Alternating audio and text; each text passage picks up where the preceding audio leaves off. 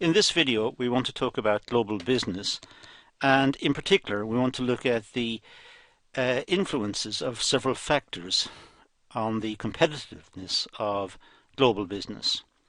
We want to see what is it that makes companies competitive and successful in the global market.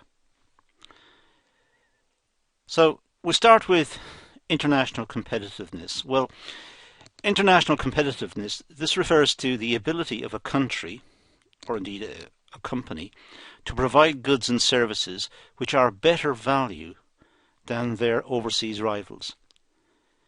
So quite simply, international competitiveness means that companies are able to beat rivals in other countries.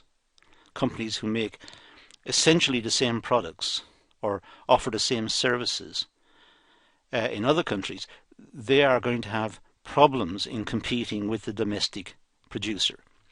So it could be, for example, in the UK, a company is very good at producing some particular engineering component, and it means that rivals right across the world find it difficult to compete with the company because of its ability to produce cheaply, high quality, has a good reputation, and it's innovative.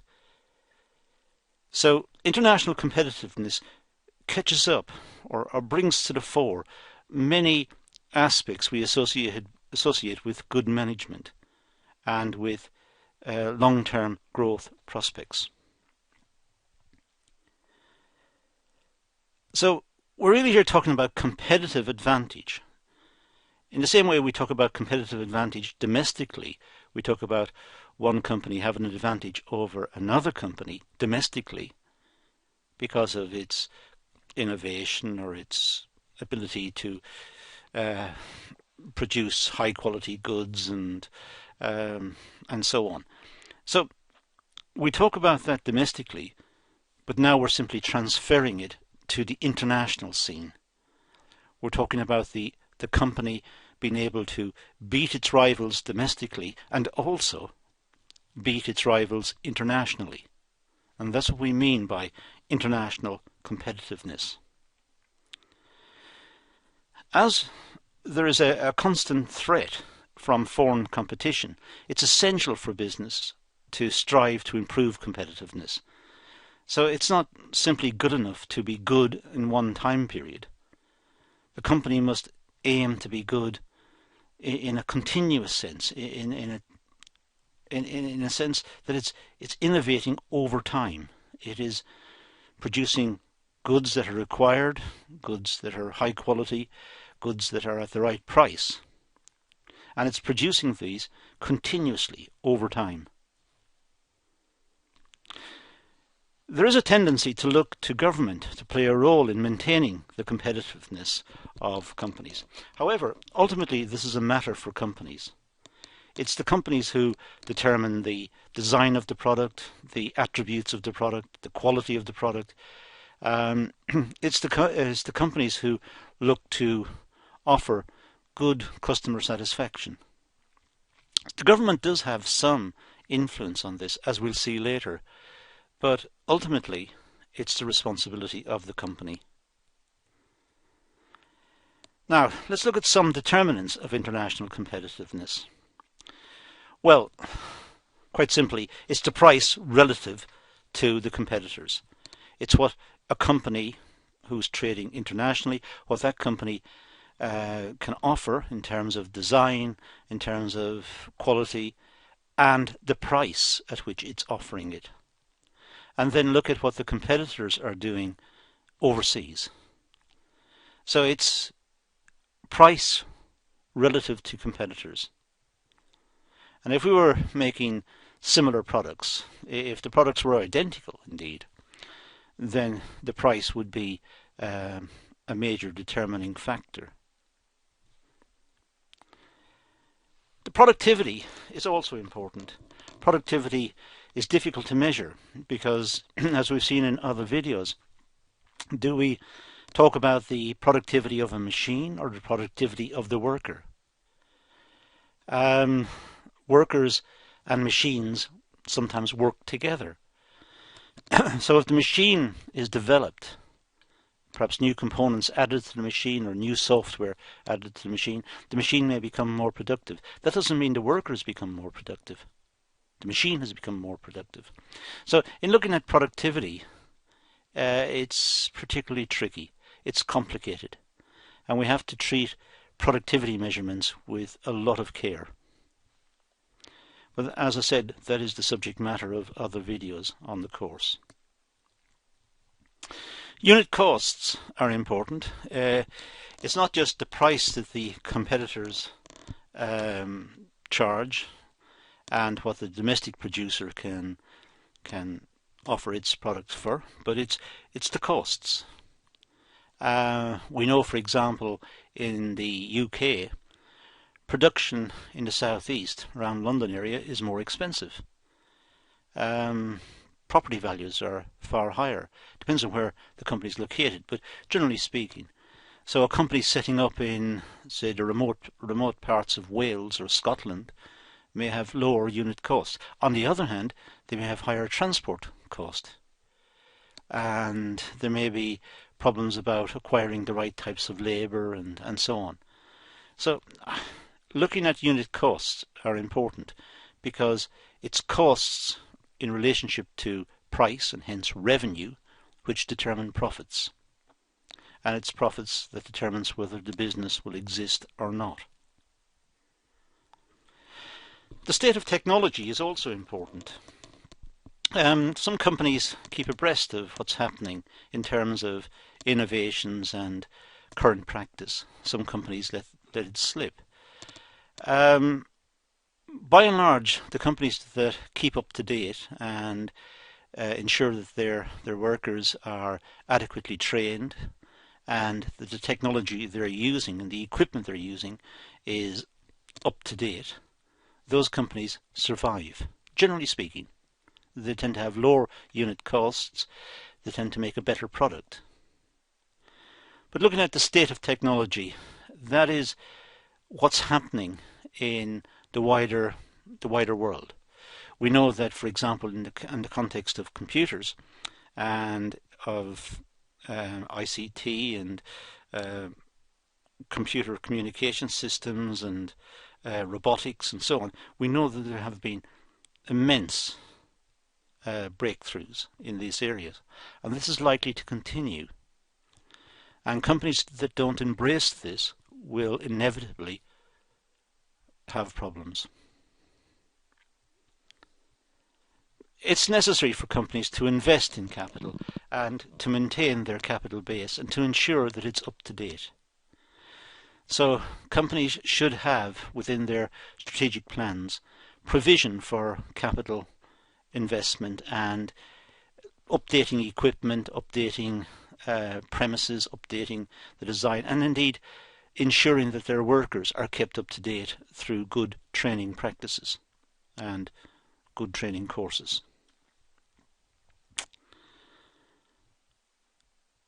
Quality is also an issue. Quality has come to the fore in probably the last 30 years in a big way. And it was probably the contribution of the Japanese when they started to export on a large scale.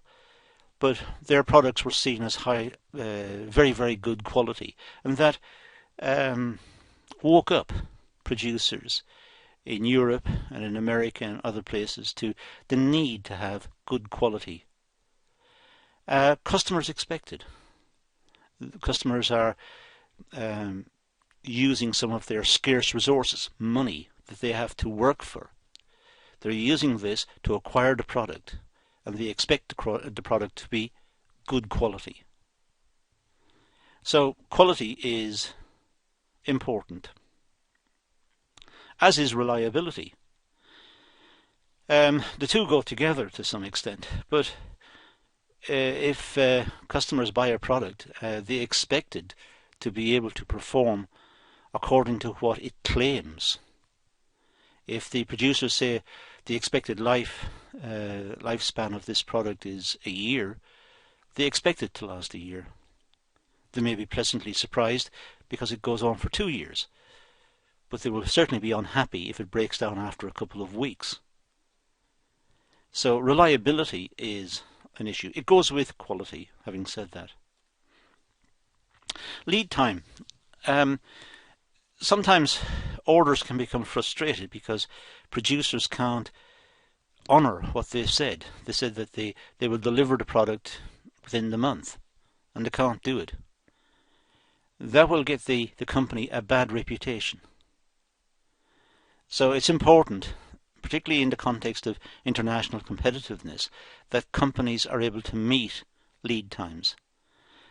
It's also complicated because in terms of international competitiveness, lead times mean that shipping can be organised appropriately.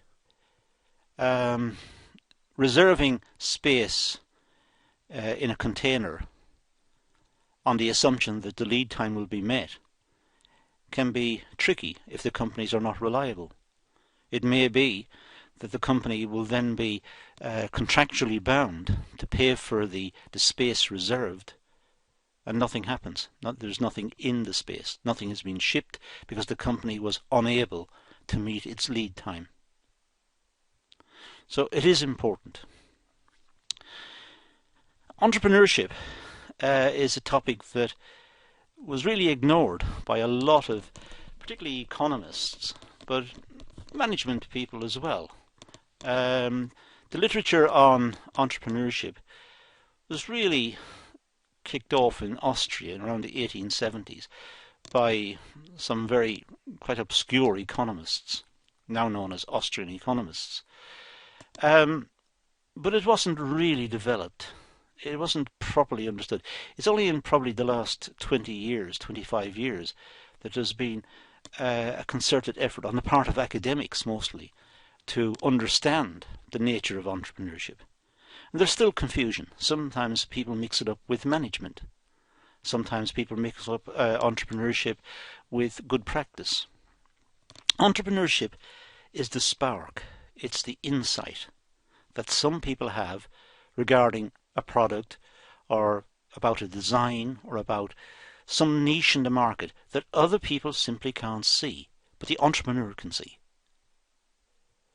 So it's like enlightenment that some people have got. These are called the entrepreneurs. Once they've identified the niche in the market, once they've identified the potential for a new product, they then hand it over to management, who develop the product. So the managers implement the ideas of the entrepreneurs. Of course, it may be the case that managers and entrepreneurs are the same people. Managers may have bright ideas as well, and managers may observe niches in markets. So it could be the managers and the entrepreneurs are one and the same people. But we have to distinguish the two functions. Entrepreneurship is spotting the gap in the market. Entrepreneurship is what a famous writer called Israel Kirzner called alertness to opportunities.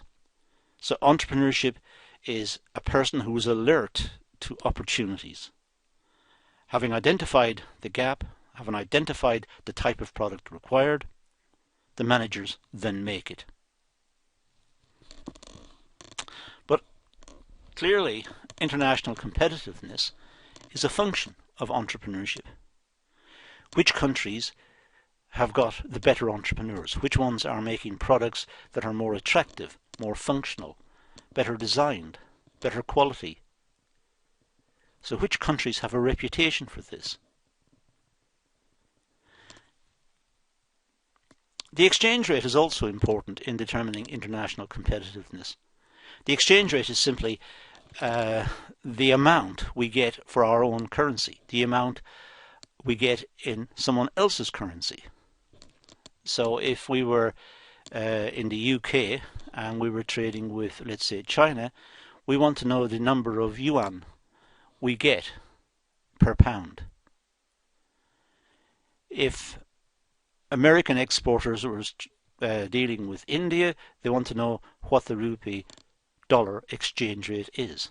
And of course the exchange rates move every day because the exchange rate is simply a reflection of supply and demand for individual currencies.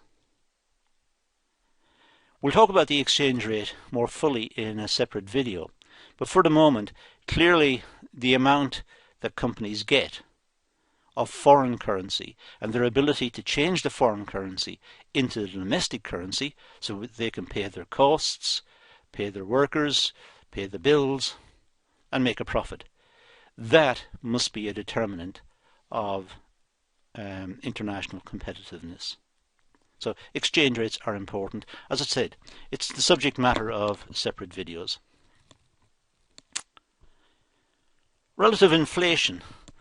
Some countries have very high rates of inflation relative to others, which means that dealing with those countries may be problematic. Or it could be that the domestic country, the country who wants to export, is facing higher rates of inflation. Inflation simply means a general rise in the price levels. All the prices in the country on average are rising by a certain percentage. And if that's high, that means costs will be high in that country, and therefore the country will experience problems in trying to sell overseas. Tax rates are important.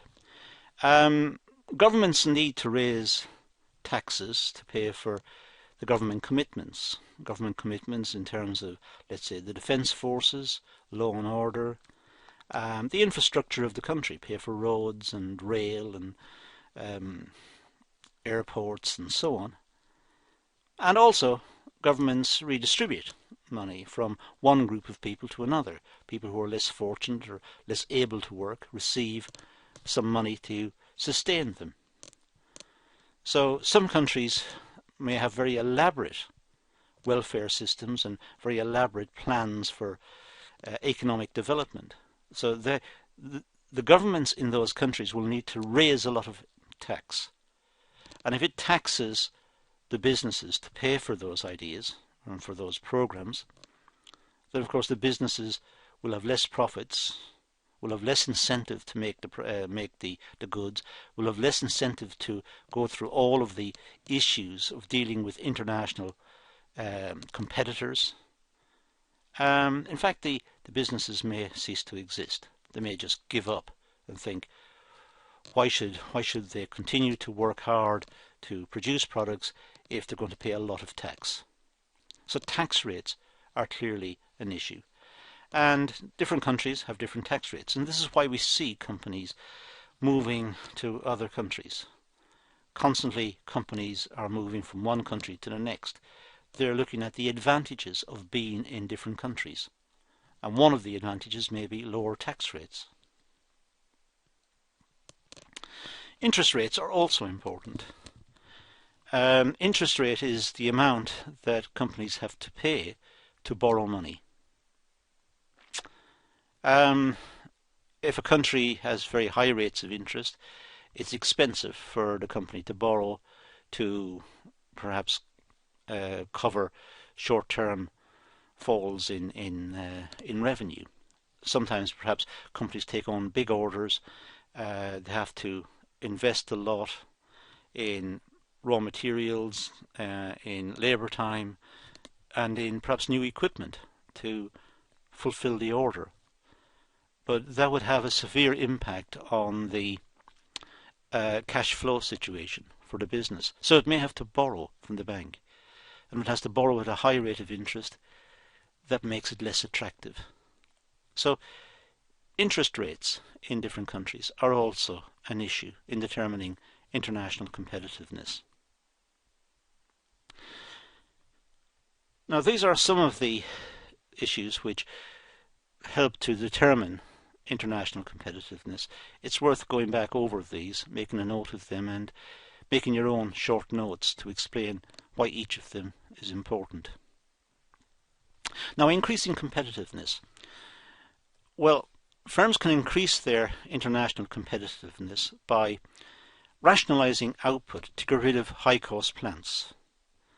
So companies sometimes look to the international situation, look to different countries to see what the costs are in different countries, and if the costs are a lot cheaper somewhere else, they may want to close some plants in one country and open some in a different country. There may also be opportunities for outsourcing, which means they arrange other companies in other countries to make some of the products, and perhaps part of the production process is completed elsewhere. So the companies are constantly looking at their cost base, and if their cost base is high, they have more incentive to look round, to look at other countries and see if they can rationalise their output and get rid of the high cost plants. We've seen over the years companies relocating to areas where labour costs are lower. This is one of the situations that it's difficult to deal with, because we want workers to work in safe environments, and we want workers to be well paid and have a good standard of life and so on. But that costs the companies a lot of money. So the companies, in their efforts to perhaps survive, or you may say in their efforts to make more profits, they may wish to relocate. So they move to a different country, causing unemployment in the domestic economy. So the more we try to look after workers in our country, the more incentive companies have of moving, to move. And if the companies move, then the very workers we were trying to help will have no work at all. It's a tricky problem, and we could debate this issue for a long time, trying to find out what solutions and what policies could be implemented to try and deal with this. But it is a very complicated issue, and it's a very tricky issue to comprehend and deal with. Companies, of course, can increase their competitiveness by innovating the process. Innovating the process means perhaps introducing robotics or introducing better management processes, perhaps looking at just-in-time or some variant of just-in-time. It may look at quality procedures throughout the organisation, may look at stores management and so on. So process innovation could be a way of looking at international competitiveness and dealing with high amounts of international competition. Companies domestically have an incentive to constantly scrutinise their own processes to see if they can improve these and reduce costs. Of course, product innovation is very important. Customers expect products to change over time. It seems to be the case that the rate of product change is almost ever increasing. We expect more durability, more reliability. We expect better quality. We expect better designs and so on. So the onus is on the business to try and ensure that it's producing a product that's in demand and one that's popular in different countries, one that can be marketed successfully in different countries. Incorporating the latest technology into investment almost goes without saying. It would be ridiculous to make significant amounts of investment in a technology which is out of date. Companies will simply not do that.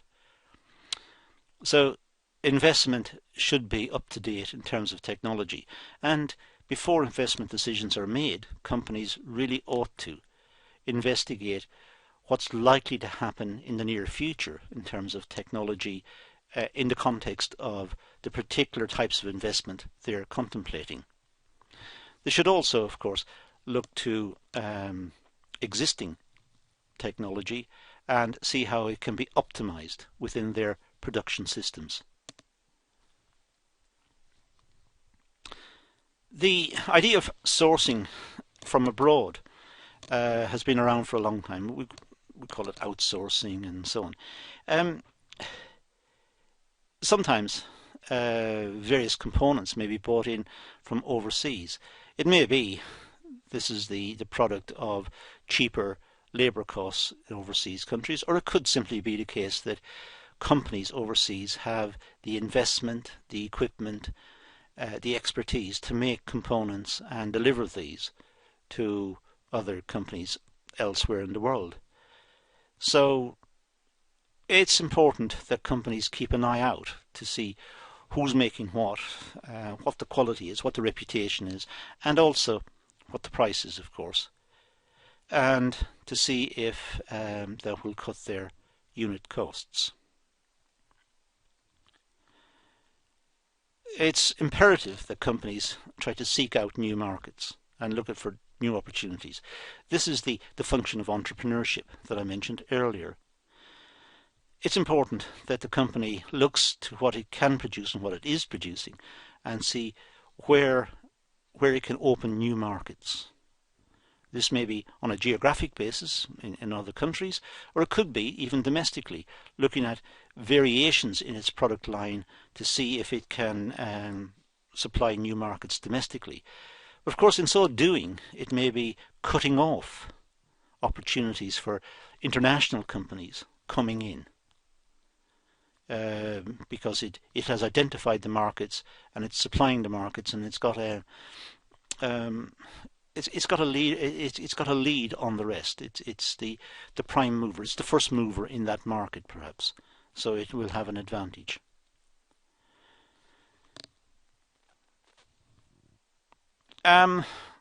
It's important that companies have good relationships with both the customer relations management, and with the suppliers of raw materials, suppliers of equipment, so that it can ensure that it can continue its production process, and it will enjoy an increasing and more reputable position in the market. So an increasing position in the market, it's getting perhaps more market share, more reputable. Customers see it as a good quality product, good reputation, sound company. So it's important that the company does this. If it does it domestically and is successful, it may be able to transfer some of that reputation and some of the status it enjoys domestically to international markets and gain an advantage in international markets. There are many examples of this. For example, popular brand names. The popular brand names could be very important in America or in Europe, and they may be translated to other countries, perhaps in the Far East or in Africa or in other parts of the world. And customers in those parts of the world will know that this brand has a good reputation perhaps in Europe, in America, and so on, and that will do part of the marketing for that particular product. The marketing is in a sense done by the reputation of the product. Now, the government's role to improve international competitiveness. Well, governments seek policies which aim to encourage research and development spending, perhaps through tax breaks. So the government in its budget and in its taxation system may enable companies to engage in research and development and not pay tax on the amount they spend.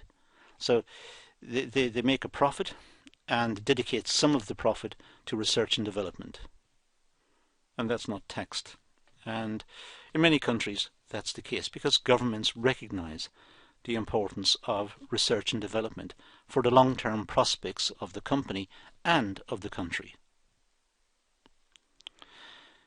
Of course, the governments try to improve the skill base of the country through the education system, the provision of good quality primary, secondary and tertiary education systems, turning out students at the end with appropriate skills, with various competencies and abilities and people who are engaged and understand the importance of industry and commerce and careers.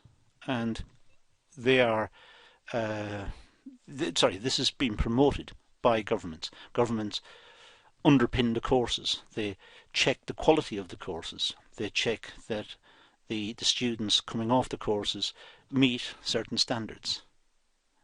And that, of course, improves international competitiveness.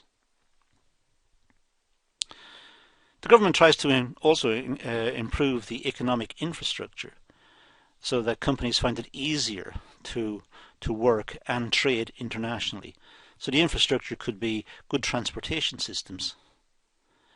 This could be also international transportation systems, good airports with good facilities, cargo-based systems that can handle large amounts of imports and exports, and good port facilities and customs clearing and so on.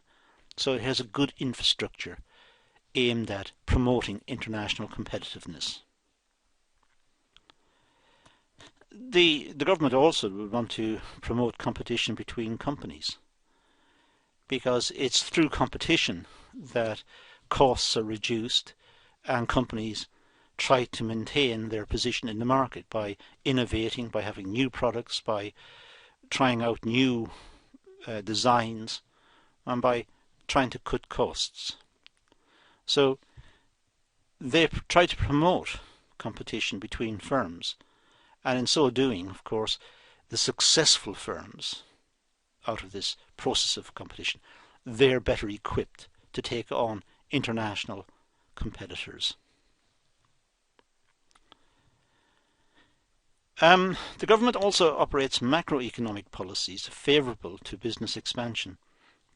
Macroeconomic policies means the widespread government policies that include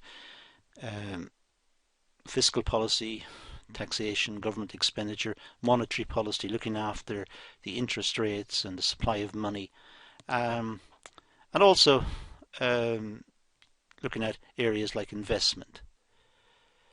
Now, these are, broadly speaking, called macroeconomic policies or macroeconomic areas. And the government tries to promote business expansion by finding a combination of policies which will enable businesses to grow and to be developed and grow, and eventually to be able to expand and take on international competitors and move into international markets. An example of this could be trying to have a low interest rate, which we'll talk about. But a low interest rate will help companies to invest and borrow money. It could be that the macroeconomic policy is, as I said earlier, cutting taxes, not just for research and development spending, as in the first point we made here, but also cutting taxes, just generally cutting corporate taxes, so that companies have more incentive to set up and produce and try to expand into other markets, because they've got the resources available to enable them to do so. I've just mentioned reducing interest rates to stimulate investment. It's debatable whether a reduction in interest rates has much impact on investment. It could be consumer demand has a bigger impact. So ensuring that the customers have enough to spend on products may be more important than cutting the rate of interest. But having said that, there is still an argument to be made that interest rates are an influence on the level of investment and the rate of investment in the country. But generally speaking, it's debatable. Economists come down on two sides here. It could be that, as I said, customers' disposable income is more important in stimulating investment. I've already mentioned as well reduced tax rates to stimulate enterprise, effort and investment. By simply cutting taxes, as I said earlier, the companies will have more resources left. They'll have more of their profits left. Therefore, they have more incentive to produce. They are less likely to go bankrupt or go out of business because they have more reserves, and they are going to perhaps work harder to try and develop their business, to expand their business, and perhaps to move into international markets as well. The government also deregulates parts of the economy to try and promote competition. So areas which perhaps in the past were given special privileges by the government, almost monopoly positions, these are being changed. For example, transportation may be deregulated. In other words, private companies may set up and start competing with each other in areas which in the past they were not allowed to do so. But this would promote competition, and the idea is that competition leads to lower prices, more innovation, and better services for the customer. Of course, looking at the international situation, all of this means that the companies domestically who are now competing become more adept, more skillful at competition. They know exactly what's required, and the culture has changed. The culture has changed in the sense that now they know the importance of pleasing the customer, selling it at a good price. They know the importance of quality. And all of these skills means that the companies are equipped to take on international competition. The government also tries to reduce bureaucracy. Sometimes governments have a lot of regulations about setting up a business and where the business should be set up and the type of business, and it becomes very bureaucratic. And this may put off people from starting businesses. And therefore, of course, the country loses, because the only way customers can get the products is by importing them from competitors overseas, where perhaps there is less bureaucracy.